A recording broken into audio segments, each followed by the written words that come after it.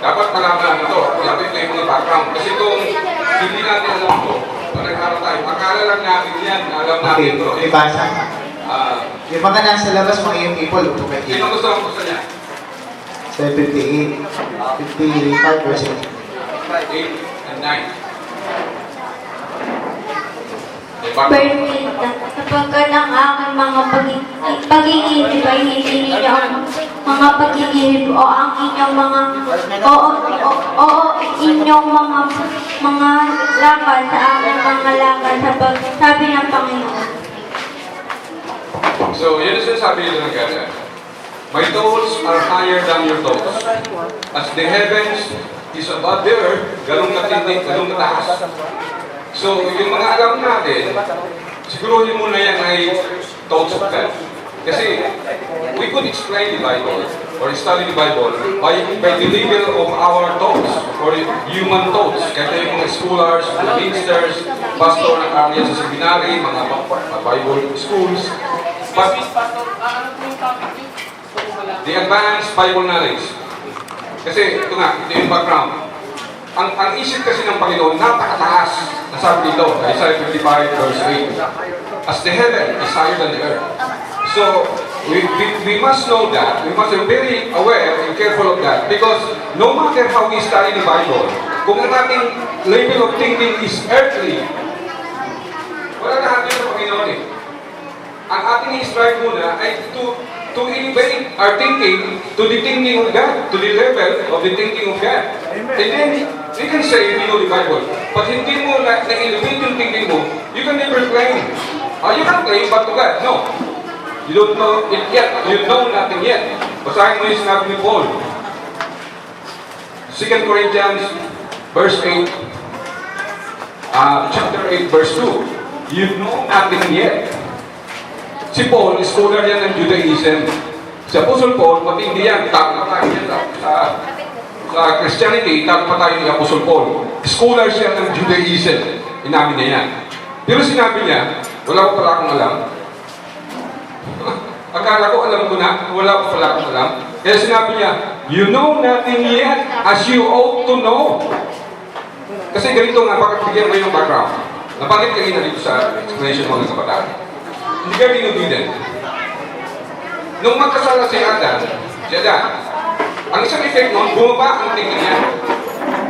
Dati, ang thinking ni Adam ay kasing level ng thinking ng God. That's why ang sabihin ng God na whatever name you give to the animals, yun ang pangalan nila. Kaya nga yung leon, tigre, pusa. Paano binigyan ni Adam ng pangalan yun? And God agreed. At that time, equal ang mindset, ang level ng isip ng tao sa isip ng God. Kaya kung ano sabihin ng God ni Adam sa hayop na yan, yun ang pangalan niya, sabi ng God, they agreed. Kasi pareho sila ng level. But after the sin, ang kasalanan si Adam, ang isang effect, the thinking of mankind was fallen. Kaya tinawag na fallen. Bumagsak. Naging makamutlo. Hindi na heavenly. Hindi na ngayon maintindihan ng God. Kaya nga pumunta ng kaya David, sabi niya, Lord, takot kami kasi natakot kami sa'yo. Bakit nag-iba ang kanyang tingin? Dati hindi sila natakot. Nigit na kami, dati hindi na sinabi yun. Nag-iba ang kanyang mindset. Anong sinabi sa Bible? Nang kainin na yung prutas, and their eyes were open. Anong sabihin ng their eyes were open? It's again, before close to what? Yan mga secret yan. Yan ang origin ng kasalanan ng tao. Nakalagay doon, and both of their eyes were open. Open to what? To worldliness. Nag-iba na ng pagpaningin, nagkaliba ng thinking versus the thinking of God. So, bumagsak. Kaya ito yung sabi ngayon sa Isaiah. As the heavens is higher than the earth. Ngayon, yan ang thinking ng God sa thinking natin. So, the very first thing that we should do, elevate your thinking to the level of God. Pag hindi mo nagawa yan, kahit anong sabihin mo lang ng Bible, you know nothing yet. Sabi ng Apostle Paul. Sa'yo lang yan. Sa libig mo, alam mo. Pero sa God, no, you don't know. Yan ang ito. Okay. Now, let's be thankful that in the end time, we are now in the end time, God the Father again revealed that secret wisdom. Kasi yung sa nangyari nung magkasalo si Adam, yung wisdom of God nawala sa kanila. Kaya bumagsak ang thinking ng tao. Pag wala ka kasi wisdom of God, your mindset is fallen. Ang magpagpataas lang yan, the wisdom of God. Itinanggal ng God yun na wala. Ngayon nga, babalik na si Christ. Everybody believe that. So kailangan nga may balik to. Kasi when Christ return, sabi ko last week, He will speak in a higher language. Pag ang thinking mo ay hindi kasi level niya, you cannot understand Him. So you will disobey Him, you will not follow Him. You cannot understand Christ, so reject ka. I never knew you. Hindi kita kilala. Kasi hindi mo rin ako kilala. And then, kaya nga may sinabi si Paul, let this mind be in you. Utos yan. Kung ano yung utos, kung ano yung isip ni Christ, dapat nakuha natin. Pag hindi mo na-achieve yun, reject. Because ang ibig sabihin niya, you don't understand Christ. Pag hindi mo nakuha yung thinking niya, yung isip ni Christ, na yun ay isip ng Ama, hindi mo nakuha yan, hindi yan naging isip mo, reject ka, automatic yan. Because you will never understand Him. You will never understand His law, His Sabbath, His sabik niyo. Okay yung Sabbath yung ano yun, pero may malalim pa dyan. Hindi lang gano'n. Okay naman yan. You have to start there. Pero may advance knowledge na yan. So ngayon, yung sa ano, yung mga PowerPoint, yung sa introduction, intro to Christianity bagay. Sa internet yan. Yan ang website ko, isang blog. Yung ano yung sa USB. Maraming kasi akong blog sa internet kung gusto nyo i-advance pa yung tingin, you go there, type Christianity Kabalaw, Wisdom, or my name, Lopi Colomna. Baka baso, hindi ka. Dami. Dami. Malalaking ako malalaking ito. Intro. So yun dapat malaman nito ngayon kasi in time na tayo. Sa prophecy kasi ni Daniel, doon na in time revolution. Science and technology yan. Ito, bilib tayo sa science and technology. Hanggang, meron yung science and technology.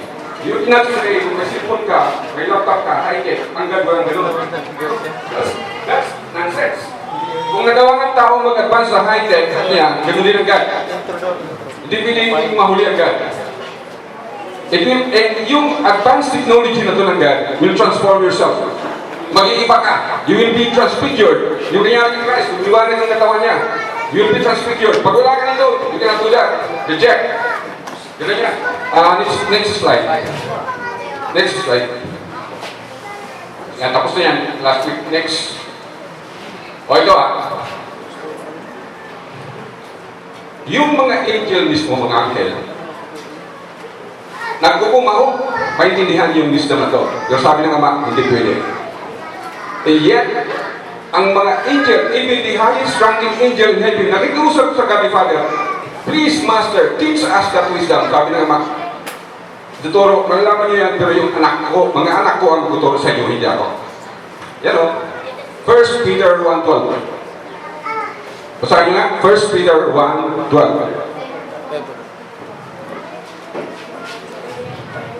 1 Peter 1:12. It must be from the Spirit of God. Yung teaching na yan, hindi yan gawin sa tao. Kaya nga sabi niyan, ayan o,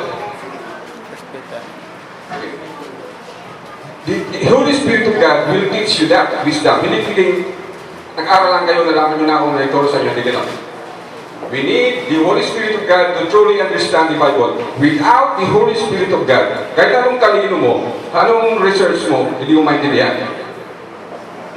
It's in the Bible. We need the guidance of the Holy Spirit. Ayan o. Sa 12. Unto whom it was revealed that not unto themselves but unto us. Actually, yung mga prophets mismo, mga kings, Nung Old Testament, tinanong niya sa God, "To God, ano bang ibig sabihin yan? Turo mo naman sa amin, sabi ng God, hindi yan para sa inyo. Para yan doon sa in time people, my people. Kailan nagsulat? Oh, pero sipin mo, sinulat nila, hindi nila naintindihan. Ang utos sa kanya naman, isulat mo lang yan. Pero Lord, ano yung sabihin ito? Hindi yung dapat malaman yan. Hindi yan para sa inyo. Para yan doon sa mga anak ko sa huling araw. Yan sabi niya. That have preached unto you the gospel, let us know. Sige. Sige. Unto you with the Holy Ghost or Spirit sent down from heaven, which things the angels, even the angels, gustong-gustong malaman yan, pero hindi pinaalam sa kanila. So, swerte nyo you must be thankful, you must pray to God, na kayo ay ilan sa mga naunang nakarinig dito. Kasi yung mga anghel mismo, mga prophets, mga kings, ng old time, hindi pinaalam ng God, pero sa atin pinaalam, ibang klase tayo pala. Hindi, iba lang panahon natin. Yeah, because we not living in the end time. So, yun. End time. Ganun kahalaga yan Angels mismo, nakiusap sa apa, pero hindi pinayagan. Mga kings, sunod yung slide. Yung slide naman ulit. That's how grabe itong kalaman na to. Okay, next slide. Yan sa Luke 10 verse 24. Luke 10 verse 24. Many prophets and kings, nagsalita nito ang ating Panginoon, si Christ. Sabi ni Christ, many prophets and kings wanted to see the things you see, yet didn't see them. To hear the things you hear now you are hearing it, yet didn't hear them. I'm sure to you. Ano sabi ni Christ? Kung ituloy mo yan, sabi niyo, blessed are your eyes, blessed are your ears. Kasi yung sipin mo, mga hari, mga kings, believe it or not, ito, si King Solomon, binigyan ng ng wisdom, pero hindi niya alam ito. Diba? Anong proof niya? Ayan, Ecclesiastes chapter 7:23. Si Solomon nagsalita niya. Sabi niya, I will be wise, but it was far from me. Pero binigyan siya ng wisdom ng God. Siya nga the wisest man on his time. Pero sinabi ni Solomon, inamin niya, mayroon pa akong wisdom na hindi ko maabot. Grabe ito. Anong wisdom yun? Ibinigyan siya ng wisdom. Ayan o. Ecclesiastes 7 verse 23 to 24. Si Solomon mismo hindi niya alam ang messianic about Islam. And even King David, yung tatay niya, kaya nga yung sinabi ni Christ, kings and prophets, si King David, hari yan, sa King Solomon, hari yan. Hindi nila alam.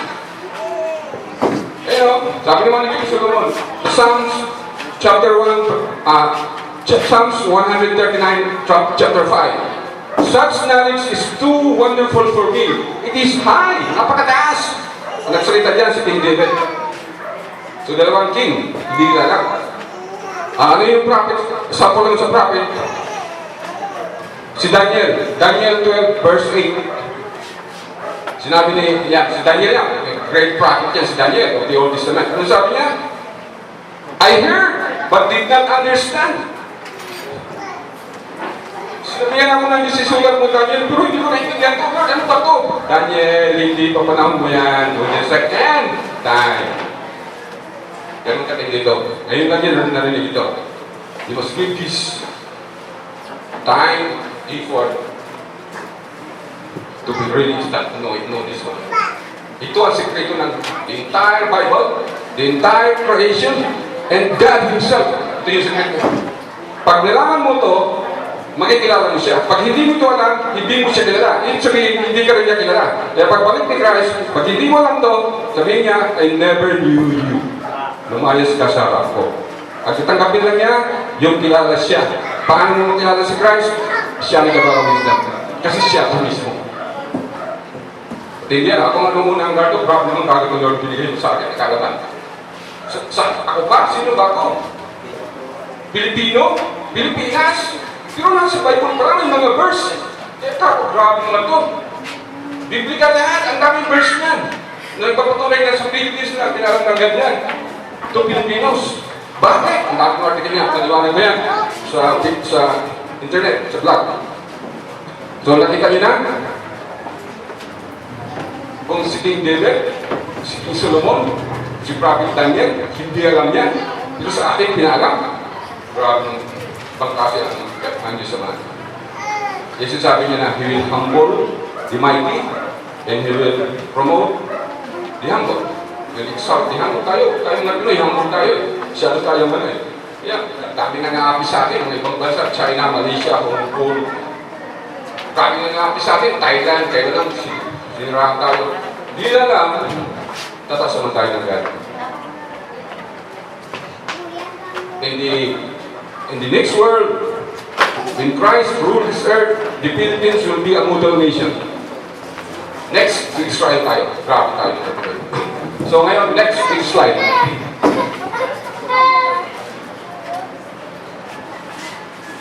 Ayan o, sinasabi ko sa angels. Yan, sa Ephesians 3 verse 10. Sinulat ni Apostle Paul yan. Itong Messianic Kabbalah, multi-faceted wisdom. Ngayon, uso na yung word na yan sa computer technology, multitasking. Yan, may gagamit na yan. Itong wisdom ito, multitasking, multi-faceted. Science and technology, engineering, music, arts, entertainment, sports, everything. Yan. Ito kasing wisdom na to, yan yung ginamit ng God to create the universe. Di ba sinabi sa Proverbs, God created the universe by wisdom. The earth, foundation of the earth, understanding, wisdom and understanding. Ito yung kasi. Kaya everything, pag pinag-aralan ito, alam mo na sikreto ng lahat. Everything, visible, invisible, physical, spiritual, seen, unseen, angels, demons, evil spirits, lahat yan. Grabe ito. Ngayon, ang hirap tanggapin, yan yung sabi ni Christ, sa John 16 verse 12, ang dami kong gusto sabihin nyo, kaya hindi nyo kaya. Sinabi niya sa mga apostles niya. Ngayon, kaya nyo ba? You should try. Sabi ni Christ, mahirap nyo kaya. Hindi nyo kaya, pero dapat nyo kaya na. With the help of the Holy Spirit. So, yung pag-aaral nyo ay okay yan, basic yan, okay yan, pero huwag kayong stick yan. You must advance. Para bang yung pinag-aralan natin ngayon sa Bible, elementary, okay, elementary. School, high school, college, master. Hindi elementary ka lang palagi. Master mo yung subject sa elementary, pero elementary ka lang eh. Master mo nga, lahat ng subject sa elementary, alam mo, pero elementary ka pala. Yun ang issue mo eh. Dapat mag-high school ka man lang, college. Yun ang Bible. Yung tao mayroon ganyan, kahit Bible pa. Infinite yan. Ilang limit yan. So, yun na nga, kanina natin. Ayun, Ephesians 3:10. Through the church, God may now be made known. Yan, now. Sabi niya, no? God's multifaceted wisdom may now be made known through the church, through us, through the people of God, to the rulers and authorities in the heavens. Yun sabi ko. Sipin mo yung mga cherubims, mga angels sa heaven, matututo sila ng wisdom ito through us, through the church. Tayo matuturo sa kanila. Tayo professor, sila estudyante lang natin. Ganun katindi. Pag ang sino man Christian, nagkaroon dito, siya ang magiging teacher ng mga angel. Estudyante mo angel, hindi na tao. Ayan sabi mo lang.